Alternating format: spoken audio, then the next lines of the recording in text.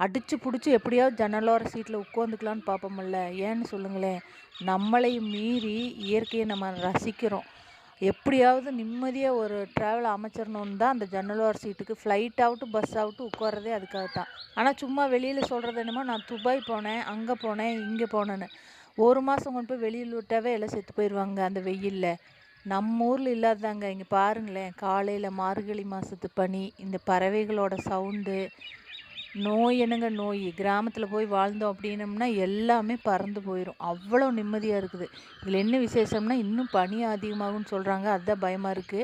நமக்கே இப்படி கழட்டிக்கிறியா ட்ரெஸ்ஸ? வெடவெடங்குதே. இந்த ஆள் இங்க பாருங்க, பாரு. முடி ரொம்ப கம்மியா இருக்கு இந்த கேர்ளுக்கு. ஒரே ஏய் வெக்கம் வேற. அடியே டிஷர்ட் போட்டு விடுங்காட்டி இங்க முடியே பாரு புள்ள. தாங்க முடியலைங்க. ஒண்ணு போட்டும் பத்தல. இங்க பாரு, போட சொன்னா வெக்கப்படாத பாரு. எல்லாத்துக்கும் போட்டு விடுறேன் ட்ரெஸ் எல்லாம்.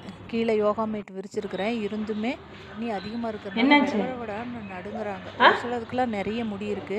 இவளுக்கு ரொம்ப ஒரே என்னாச்சு? வெக்கமா போச்சுங்க இவளுக்கு. குளிர் அதுவும் பொண்ணு நடுங்குச்சுல, தானே. நிமிந்தே பார்க்க கழட்டிடலாமா? மாட்டேங்கிறாங்க நம்மளைய.